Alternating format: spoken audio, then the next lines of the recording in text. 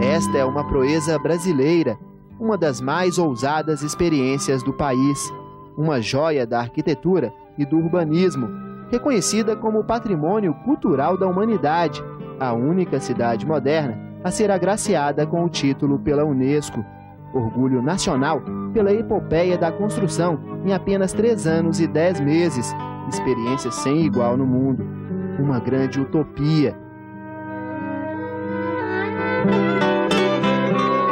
Capital da esperança para milhares de pioneiros, representou os sonhos mais elevados de uma nação, a ilusão da originalidade, do recomeçar do zero, de unir os vários Brasis numa síntese melhor, mais perfeita, numa cidade futurista. Toda uma cidade criada, planejada, inventada, de lógica geométrica, voltada para a velocidade, para o automóvel, funcional, com setores específicos para tudo, morar, comprar, se divertir, governar. Uma cidade mecânica, feita sob a medida da modernidade e do progresso. O plano urbanístico de Lúcio Costa deveria romper a barreira das classes para permitir uma convivência mais igualitária. A construção da nova capital simbolizava a necessidade de afirmação de um país que crescia, de um país admirável na economia, na cultura, no futebol, que tinha ambições de potência. Uma cruz riscada no cerrado, quase no deserto, o plano piloto, como que para marcar o ato de tomar posse do território. A partir desse ponto, o interior seria conquistado. A partir de Brasília, o Brasil assumiria sua grandeza.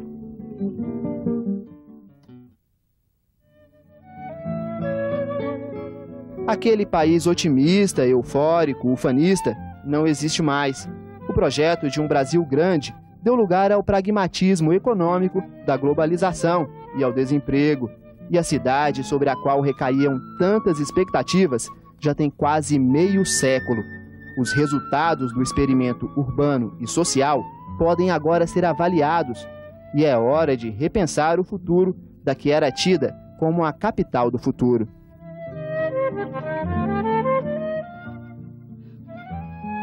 Sobram motivos de preocupação. Sempre em crescimento acelerado, a cidade meramente administrativa cede cada vez mais espaço à metrópole diversificada.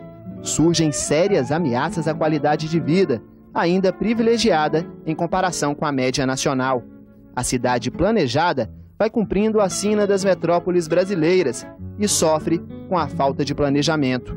A cidade está chegando aos 44 anos de idade, né, que é um limiar muito difícil, né? Ela perdeu aquele charme inicial, aquele encantamento, e hoje ela tem que enfrentar os duros problemas da sua realidade cotidiana. E a utopia permaneceu em parte, mas foi destruída justamente pela impossibilidade, em um país capitalista como é o Brasil, ter uma cidade do estilo socialista como queriam os seus fundadores, quer dizer, uma cidade com uma distribuição de bens mais equitativa do que qualquer outra cidade brasileira. Então foi acontecendo aqui o que aconteceu nas outras cidades. Hoje o planejamento não está dando conta da dinâmica da ocupação territorial, que está sendo dada de uma forma desordenada, ilegal e informal, né? Ameaçando não só aos presentes moradores em termos de qualidade de vida, que eu falo é meio ambiente, segurança, né, transporte, mas aos futuros, à futura geração. O geógrafo francês Alain Roelin participou em 1947 da missão Poli Coelho, que listou 14 áreas do Planalto Central, do sul de Minas até o Tocantins, onde poderia ser construída a nova capital. O marco da futura capital, erigido em 7 de setembro de 1922 no governo do presidente Epitácio Pessoa, no lugar designado pela Comissão Cruz, é visitado pelo general Poli Coelho e sua comitiva, acompanhado por grande massa de fogo de Planaltina, inclusive um fotógrafo de luxo.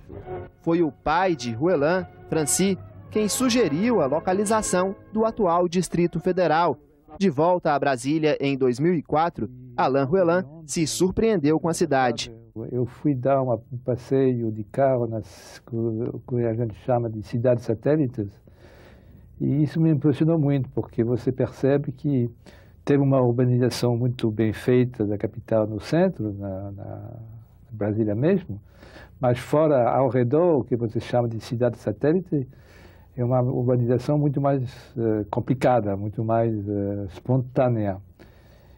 E, bom, eu acho que é um pouco uma pena de ver uma cidade, finalmente, que não é tão diferente das outras cidades do Brasil. O Centro de Cartografia Aplicada da Universidade de Brasília faz o monitoramento da expansão urbana no Distrito Federal. As manchas brancas nos mapas são as áreas tomadas do Cerrado para a construção de prédios e ruas. Em poucas décadas, pequenos pontos dispersos viraram uma enorme mancha urbana, não sem consequências ambientais. O Distrito Federal já perdeu 60% de sua vegetação nativa, apesar de quase metade do território, 42%, estar em áreas de proteção ambiental. A Unesco constatou que pelo menos 600 espécies da flora original desapareceram. Com a abertura indiscriminada de poços artesianos, o lençol freático de áreas cheias de condomínios, como São Sebastião, já baixou 4 metros em 5 anos. A ocupação do território, principalmente na última década, tem sido feita de forma desordenada e predatória. Por toda parte surgiram loteamentos ilegais. São mais de 500 parcelamentos irregulares. Cerca de 120 mil lotes já foram vendidos por grileiros. Se esses terrenos tivessem sido comercializados pelas vias normais, pela empresa imobiliária estatal, teriam rendido cerca de 3 bilhões de reais para os cofres públicos. Há estimativas de que cerca de 1/4 da população mora em áreas irregulares. Muitos espaços agrícolas se tornaram urbanos. Muitos espaços naturais se tornaram urbanos. Então, essa transformação do agrícola no urbano, do natural urbano, é um dos pilares do processo violento, do processo rápido, do processo que não dá muita margem ao processo de planejamento. Controlar porque é muito rápido o processo de crescimento. O espaço de má qualidade oprime o ser humano, por quê? Porque prejudica o ser humano na sua saúde mental, na sua saúde física. Então, esse é um tipo de opressão bastante significativa que grande parte da nossa população sente. Eu diria quase que, pelo menos, seguramente, 75% a 80% da nossa população vive na opressão, nesse tipo de opressão, né, em relação à sua moradia. Desse lugar dá para ter uma boa noção do que vem ocorrendo no Distrito Federal.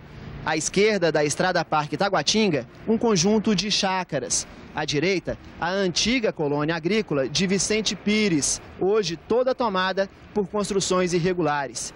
Há apenas alguns anos, Vicente Pires era daquele jeito. Virou um bairro de classe média, mas com características de favela. As chácaras foram parceladas em lotes sem escritura, de diferentes tamanhos e formatos.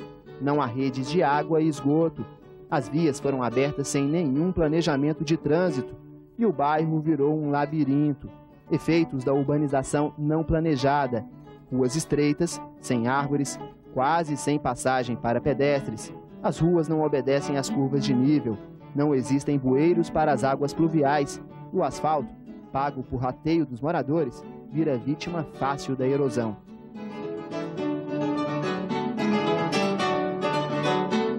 O servidor público Abdoral Gomes reconhece os problemas, mas não se arrepende de ter aplicado as economias da família na compra de um lote irregular e na construção da casa própria em Vicente Pires.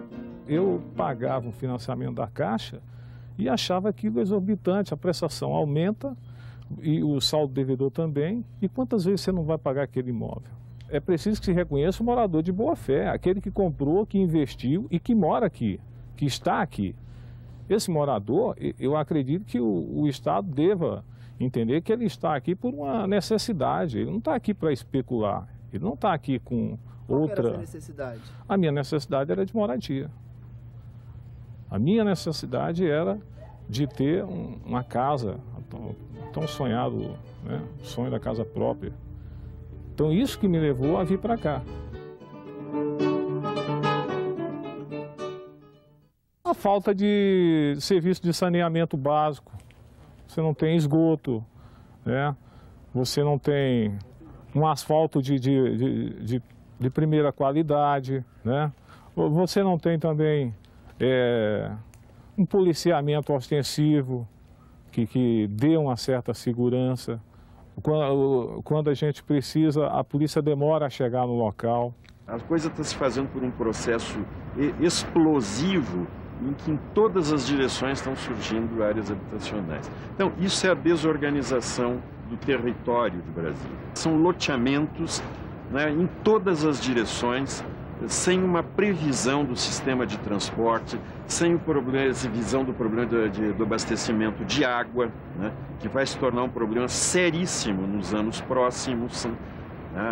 Não há nenhuma racionalização visando o lançamento de redes de água, esgoto, telefone, eletricidade, etc. O mais inquietante é a ocupação de espaços impróprios.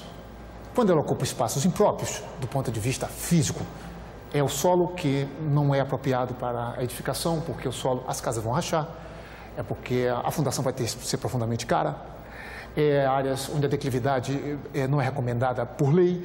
Então, quando os espaços urbanos ocupam esses territórios, aí nós temos risco de vida, risco da população. E são justamente os mais pobres que estão pagando pelo ônus de ter uma cidade que não teve capacidade de ter um programa habitacional ao longo de décadas, porque o planejamento urbano previa algo assim, não é?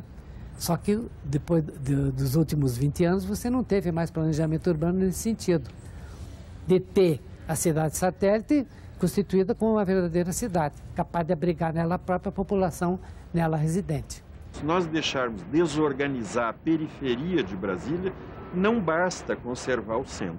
Não é suficiente conservar a área do plano piloto, embora muito bonita, né, cheia de áreas verdes, etc. Mas é que a periferia, ao se desorganizar, vai fazer pressão sobre essa área central representada pelo plano piloto. Porque aqui estão concentrados está concentrada a maior quantidade de empregos, maior quantidade de serviços. A questão dos condomínios irregulares, com a ocupação inadequada da terra, não envolve apenas uma ameaça à qualidade de vida no Distrito Federal. É um problema fundiário de dificílima solução. Vai ser possível, e seria correto, legalizar os condomínios e loteamentos. O quadrilátero de Brasília, quando a cidade foi criada, ele foi todo desapropriado. Só que, infelizmente, a burocracia fez com que não fossem pagas muitas desapropriações. E hoje nós temos uma confusão fundiária em Brasília que mistura terras públicas com terras privadas, criando uma confusão, né, enorme, que tem prejudicado o desenvolvimento, porque falta um ordenamento fundiário, falta um ordenamento nos loteamentos, nos condomínios que surgiram e hoje criaram realmente um problema sério para a cidade. Não é a solução de imediato resolver o problema dos condomínios, né? Se são ilegais, não podem ser mantidos, porque eles simplesmente são invasores de áreas públicas. Você não tem medo de um dia o governo vir derrubar sua casa? Tenho, como todos nós moramos em condomínio, temos. É necessário também que o governo repense a política habitacional dele para a classe média. Porque se fosse uma coisa localizada de 10 moradores, mas não, são mais de 300 condomínios. Um problema de Brasília é a legalização. Entendo que a legalização ela tem que ser, né, imediata, porque a cidade nasceu para ser legal. Brasília é uma cidade que deveria ser a cidade mais legal do país, porque foi bem constituída, foi bem formada, teve um projeto, teve um plano, teve um traçado. Então nós não podemos permitir, né, que a ilegalidade, né, tome conta da cidade. As construções desenfreadas em áreas irregulares podem ter tido ao menos o mérito de ajudar a dinamizar a economia local, já que o setor da construção civil é um dos principais empregadores em Brasília. Nós estamos falando em 500 mil pessoas. Então foram construídas residências ou prédios irregulares ou casas irregulares para 500 mil pessoas. É uma situação delicada, quer dizer, apesar de ser irregular, ela foi importante para a economia brasiliense nesses últimos anos e que isso gerou emprego. Se não fosse isso, a situação seria pior. Brasília é um caso único de cidade criada no vazio e que em apenas 44 anos chega aos 2.051.000 habitantes. A metrópole foi e vem sendo abastecida por um intenso fluxo migratório. Ainda hoje tem uma das mais elevadas taxas de crescimento do país, 3,41% ao ano. A cidade cresce em ritmo 2 vezes mais rápido do que a média das outras regiões metropolitanas.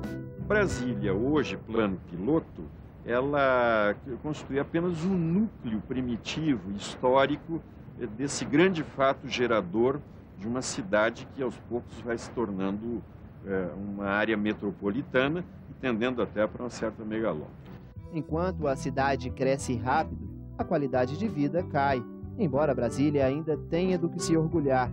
O Distrito Federal, como unidade da federação, comparado aos estados, apresenta o maior índice de desenvolvimento humano do país, segundo o PNUD, Programa das Nações Unidas.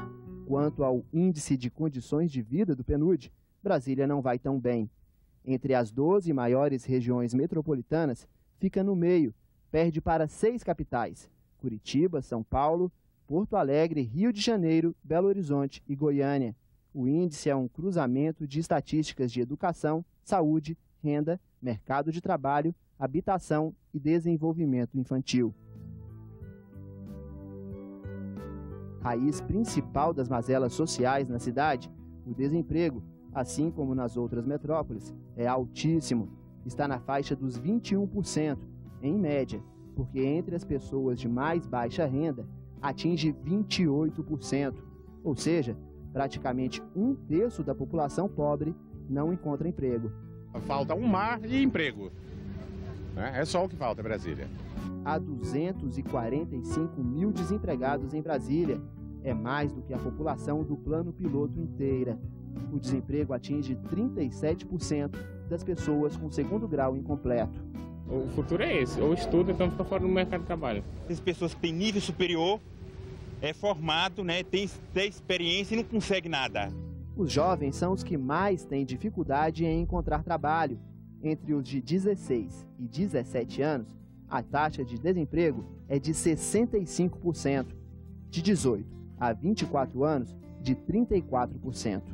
Vendo chocolate, eu vendo refrigerantes, bala, doce, entendeu? Eu tenho muito orgulho de fazer o que eu faço. Eu não vou deixar de reivindicar a oportunidade para entrar no mercado de trabalho. Por quê? Porque muitos procuram o submundo. Eu não quero ficar à margem da sociedade. Eles exigem muito experiência.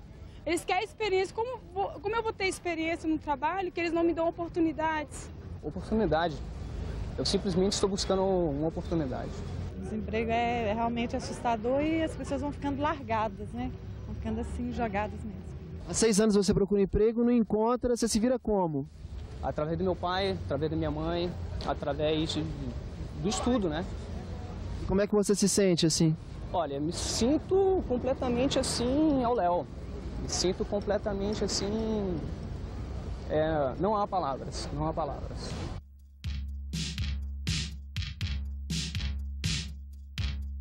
Indicativo evidente da queda na qualidade de vida em Brasília nos últimos anos é a criminalidade. Como os outros grandes centros urbanos, a cidade não foi poupada pela explosão de violência. Em 2003, quando houve 530 assassinatos, o número de homicídios cresceu 16%. Os latrocínios, assaltos em que a vítima é morta, aumentaram 43%, também em apenas um ano. E um novo tipo de agressão se tornou tão assustadoramente comum que virou uma espécie de crime típico de Brasília. Os casos de sequestro relâmpago pularam de 74 em 2002 para 231 em 2003, crescimento de 212%. Eu senti medo, né? Medo porque eles ficam ameaçando o tempo todo, eles fumaram maconha no trajeto enquanto eu estava no porta-malas. E você teme, né, pela sua vida e pela vida da sua namorada e tudo. Também um pouco de revolta, né, de saber que a gente está sendo vítima de um crime bárbaro desse que pode deixar trauma para toda a vida da pessoa.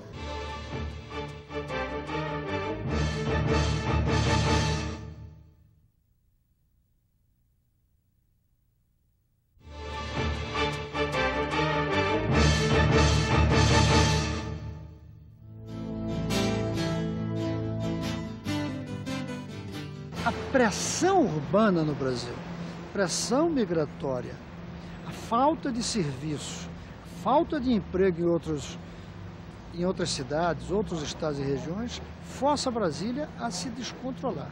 A demanda que vem é muito grande, é muito forte. Então você não consegue chegar com a saúde no tempo correto, com a educação, conforme era preciso. Os brasileiros têm direito de mudar de um lugar para outro. E essa é a capital de todos os brasileiros, todos têm direito de vir morar aqui. E aí todos virão. E não é possível manter a qualidade de vida numa cidade que explode. A explosão nega a qualidade. As pessoas que optaram por Brasília na hora de decidir o lugar de destino enquanto migrantes, elas optaram com base em alguns critérios que gozam de profunda racionalidade, certo? Quais são esses critérios? Acesso à terra, que é fundamental, acesso à educação para os filhos, acesso à saúde e a possibilidade de ascender a um posto de trabalho no mercado formal. Mudei para Brasília porque eu achei que aqui dava melhor para mim, né? Eu arrumar um emprego, trabalhar e cuidar de meus filhos e minha esposa. E como é que era a vida lá no Maranhão? Não, a vida lá não é boa, porque eu trabalhava de roça e não dava, né? É muito pouco, não tem emprego. Aí eu decidi vir aqui para Brasília. Valeu a pena? Valeu a pena, sim. Graças a Deus. Por quê? Não, porque eu arrumei um emprego e estou trabalhando, né?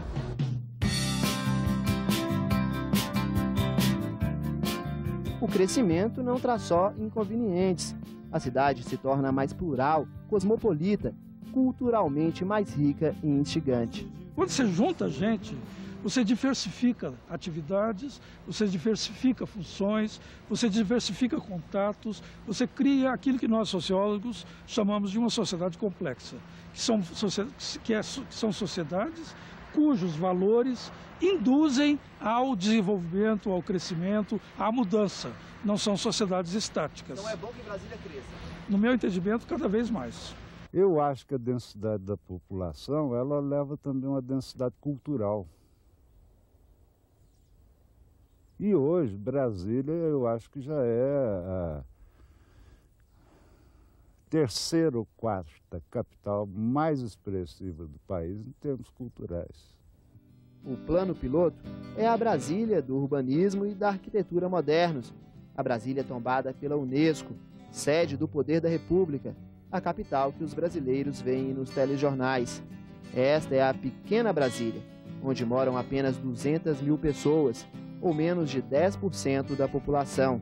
A ela se somam outras áreas nobres e centrais, com mais 120 mil habitantes, os Lagos Norte e Sul e um novo bairro, o setor sudoeste. Mais de 85% da população vivem em outra Brasília, em núcleos periféricos, nas cidades satélites ou nos condomínios. O Plano Piloto e as outras regiões administrativas, embora separados, formam sim uma única cidade, dizem os especialistas.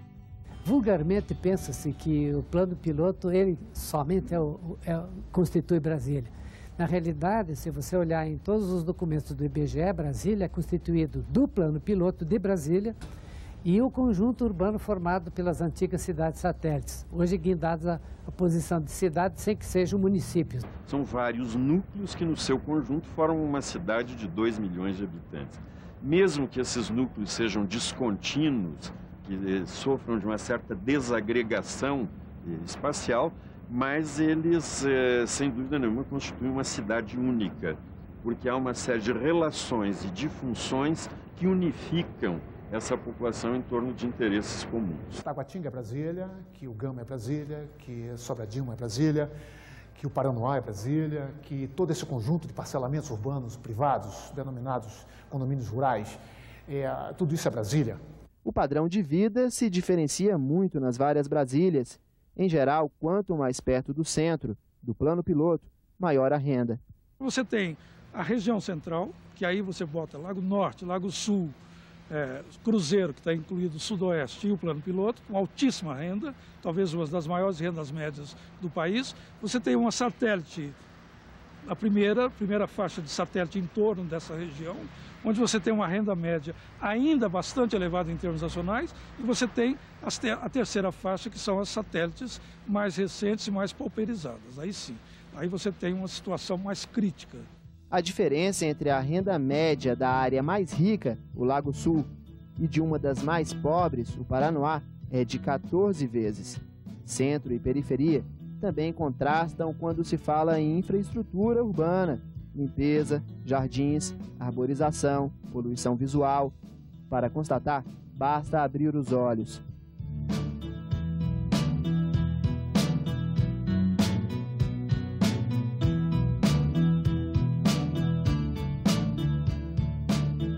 Duas famílias de classe média, uma do centro, outra da periferia, Plano Piloto e Taguatinga. Uma ligada ao núcleo do poder, área de certa forma ainda preservada do aumento das pressões urbanas.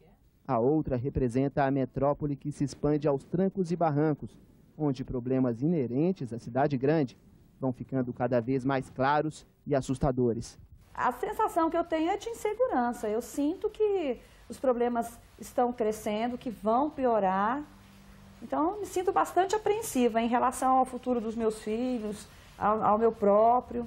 Eu converso com minhas colegas no trabalho, com minhas amigas, vizinhos, e essa percepção é generalizada. Amélia é professora da rede pública, mora em Taguatinga desde criança. Os filhos, Vitor, 20 anos, e Bernardo, 17, são brasilienses. Ela cresceu numa cidade que prosperava rapidamente, rica em oportunidades, num mundo bem diferente deste onde os filhos vão lutar para ganhar a vida. Um faz faculdade, o outro já está fazendo o ensino médio, logo vão estar aí no mercado de trabalho, e eu não sei se esse mercado de trabalho vai ter lugar para eles. A ansiedade de viver uma realidade urbana cada vez mais hostil atinge os jovens. Tem uma certa ansiedade, sim. Quanto à violência, será que vai aumentar? Será que eu vou ter emprego? Eu me sinto assim, até um pouco neurótica, porque um pouquinho que eles saem e se atrasam, eu já fico preocupadíssima, já tento ligar no celular, se não consegue já fica apavorada. Pode ficar os problemas crescerem tanto, ficarem tão sufocantes, que a gente pensa até em sair daqui. Uma visão bem mais otimista da cidade, visão de quem mora no centro, mais ao abrigo da explosão urbana. Liana, Ricardo e Roberto moram na 405 Sul, no Plano Piloto. Ela, jornalista, ele, servidor público e artista plástico. Ambos crescidos em Brasília, filhos de funcionários públicos. Brasília transformou muito. O Plano Piloto não tanto, mas assim, Brasília assim, foi uma revolução, se transformou pra caramba. Eu quis vir pra cá, pra Brasília, retornar a Brasília, porque eu queria que fosse o lugar onde meu filho nascesse. Porque eu fui tão feliz aqui, acho que Brasília é um lugar relativamente seguro comparado com o resto do Brasil. E eu achei que aqui meu filho ia ter verde, um pouco de segurança. Realidades à parte, que se cruzam, mas que pouco se comunicam, pouco se reconhecem. Eu acho que cada vez mais são realidades diferentes. Pela própria estrutura da cidade, né, existe esse separatismo. E não se reconhece muito, porque também nem sempre o pessoal do Plano Piloto está, ou quase nunca, está na periferia. E acaba ele não reconhecendo o que está por fora. E quando ele precisa ir para fora, ele pode até tomar um susto. E saber que aquilo pode, de alguma maneira, né, não sei, interferir, vamos dizer, no seu modo de vida. Eu não me sinto inferiorizado, mas eu sinto que há preconceito em relação a isso. Que há preconceito em relação deles com a gente. Então a gente não tem esse contato, porque o Brasil começou a segregar. Cada vez mais a classe média alta aqui e as pessoas com menos renda para lá e ficou pior, sei lá, eu senti isso. Agora que a cidade se assemelha muito a qualquer metrópole brasileira, será que ainda faz sentido o apelido maldoso de Ilha da Fantasia? Ou o Plano Piloto virou a Ilha da Fantasia em relação ao próprio Distrito Federal? Essa ideia de Ilha da Fantasia talvez exista em relação ao Plano Piloto, mas em relação a Taguatinga nós nunca tivemos essa percepção. Sempre tivemos problemas, nada a realidade mesmo, sempre problemas, dificuldades. Quem mora em Brasília sabe que isso não existe mais. Eu acho um absurdo. A Ilha da Fantasia eu acho essa história assim, a Ilha da Fantasia Brasília. Eu acho assim, sabe, que primeiro é assim, faz uma apologia a que todo mundo aqui em Brasília é rico, milionário, dono de mansões, não sei o quê. Pois funcionário público que está aqui trabalha pra caramba. São pessoas que trabalham, procuram produzir pro seu país, ser pessoas dignas, honestas, terem uma família. Você perguntar, pô, quem é o habitante de Brasília? Poxa, é aquele cara que casa, poxa, quer ter uma vida legal, quer ser uma pessoa honesta, bacana, quer criar seus filhos com ética.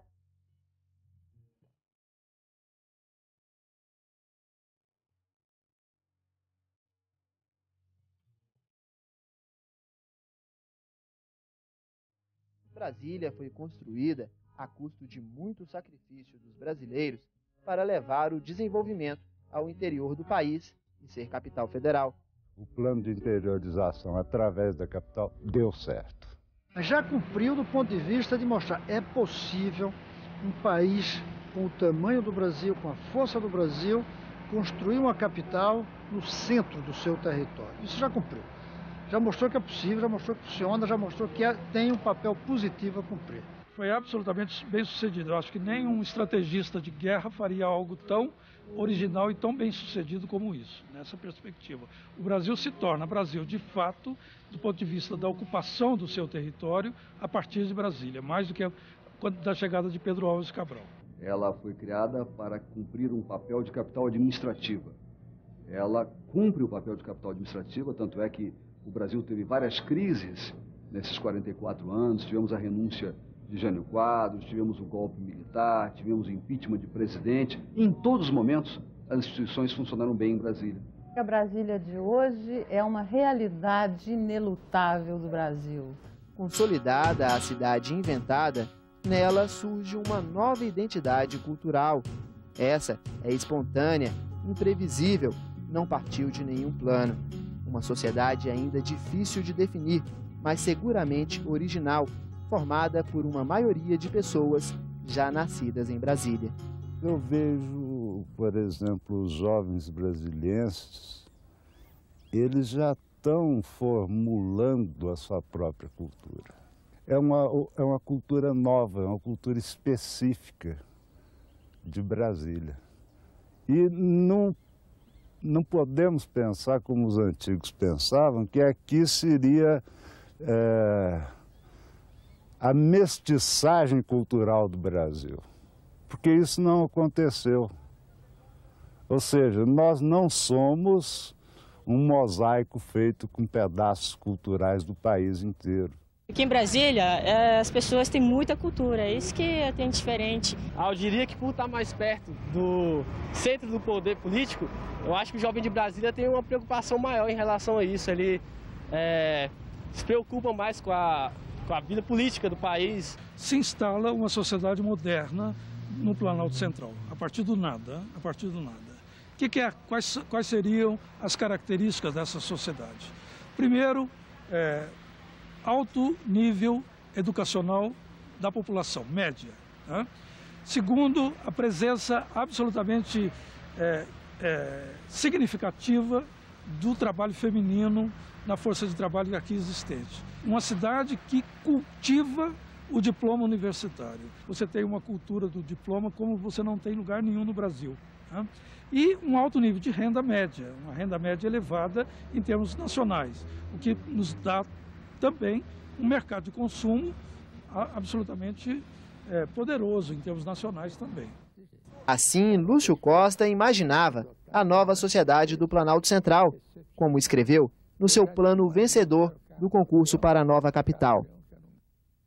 Cidade planejada para o trabalho ordenado e eficiente, mas ao mesmo tempo, cidade viva e aprazível, própria ao devaneio e à especulação intelectual, capaz de tornar-se, com o tempo, além de centro de governo e administração, um foco de cultura, dos mais lúcidos e sensíveis do país. Eu acho o Brasil um produto de uso interno.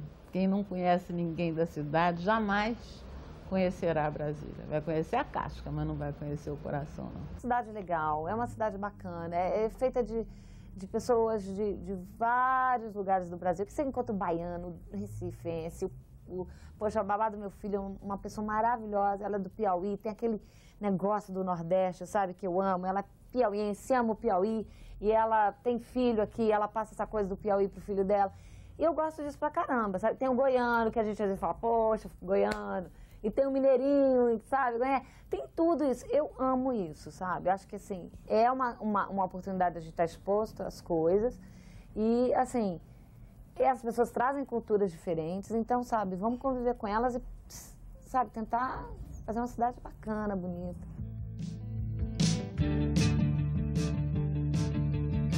A cidade cresce e a economia se diversifica. Precisa se diversificar. Não dá mais para contar apenas com o setor público para gerar emprego. O setor público, como empregador, eu acho que ele está no seu limite. O número de trabalhadores privados, 350 mil, já supera o de funcionários públicos, 230 mil. Embora o setor público ainda seja o essencial na economia. O Distrito Federal depende dos 3 bilhões de reais repassados todo ano pela União, que custeia a segurança, a saúde e a educação na capital. Mas há sinais de desenvolvimento em outras áreas, principalmente no comércio e nos serviços, responsáveis por 70% do que a iniciativa privada fatura na capital. Brasília é muito forte na área do comércio. Por quê? Porque Brasília tem uma renda, uma população, uma renda per capita elevada. Se não for a mais alta do Brasil, é uma das mais altas do Brasil. O percentual de famílias ricas no Distrito Federal só é menor que em São Paulo. 5,9% das famílias brasilienses estão acima do patamar de riqueza estipulado em R$ 10.900. No estado de São Paulo, 6,1% das famílias são consideradas ricas. Brasília tem a terceira maior concentração de ricos das cidades brasileiras. São 35 mil famílias abastadas, mais que o dobro das que existem em Salvador, 15 mil. E os ricos em Brasília ganham quase 2 vezes mais que os ricos do restante do país. As famílias bem de vida da capital recebem, em média, R$ 40.700 por mês. No Brasil, o rendimento médio dos ricos é de R$ 23.300. Em Brasília, os ricos ganham 12 vezes a média de renda familiar do DF, que é de R$ 3.187. A desigualdade é enorme, mas, por incrível que pareça, o Distrito Federal é a unidade da federação que apresenta a menor disparidade entre o rendimento dos endinheirados e o da população geral. Nós temos indicadores que mostram que nós temos que buscar também uma vocação econômica. E, aos pouquinhos, nós estamos buscando essa vocação econômica, desenvolvendo todos os segmentos. E estamos abertos. O que é importante dizer ao Brasil, que Brasília está aberta para os investimentos de qualquer natureza, desde que não venham poluir, né, a nossa cidade. Temos incentivos, temos espaço, temos linhas de financiamento, temos apoio governamental e, principalmente, temos o que é mais importante, o melhor mercado consumidor do país. Uma possível alternativa para o desenvolvimento econômico de Brasília é fazer da cidade um centro de produção de alta tecnologia. Ideia volta e meia levantada, mas ainda não colocada plenamente em prática. Esse polo de informática é muito importante. Brasília realmente tem cabeças muito boas. Nós temos aqui a melhor universidade, talvez, do país, que saem cabeças brilhantes aí todos os anos, que poderiam estar trabalhando, desenvolvendo programas, softwares. Eu acho que a grande vocação para Brasília é o setor de informática. Uma cidade que pulsa, que cresce, amadurecida aos 44 anos e envelhece. Tudo num ritmo estressante, ritmo que requer muito cuidado para evitar a decadência precoce. A cidade sente os sinais do tempo, vê no horizonte uma grave crise urbana e se preocupa com seu futuro. Mas o futuro de Brasília é o futuro do Brasil. Não é possível ter uma cidade planejada dentro de um país caótico. Não existe isso. Ninguém vai poder cercar Brasília e dizer aqui é planejamento. Agora o resto se desplaneja. Não pode. É possível controlar Brasília. Não é que a cidade vai deixar de existir, nem vai deixar de crescer. Todas as cidades crescem, mas elas podem crescer com mais controle, com mais qualidade ambiental, com mais qualidade do viver para a população que vai ocupar esse espaço. Eu diria que o problema de Brasília é urgente. É urgente. Urgentíssimo, talvez. Brasília no futuro é o seguinte: Taguatinga vira uma espécie de Nova York, entendeu? E Brasília fica uma espécie de Washington, de mão dada. Uma cidade múltipla, diversa, rica e pobre, injusta. A capital inventada cada vez menos destoa do cenário brasileiro. Vai tomando a forma do Brasil real. O Brasil tem muita dificuldade de assumir Brasília como uma contribuição extraordinária da nação brasileira. É uma realização única no mundo, né? E a gente acha tão banal, né? Sabe, você muda uma capital em 3 anos e tal, ela vira, ela vinga, a planta pega, ela tem identidade própria e a gente acha isso uma banalidade. Que, de fato, o sonho de Juscelino tenha acabado, não acabou ainda. Não acabou. Não acabou. Não foi exatamente aquilo que foi sonhado, mas muito desse sonho permanece.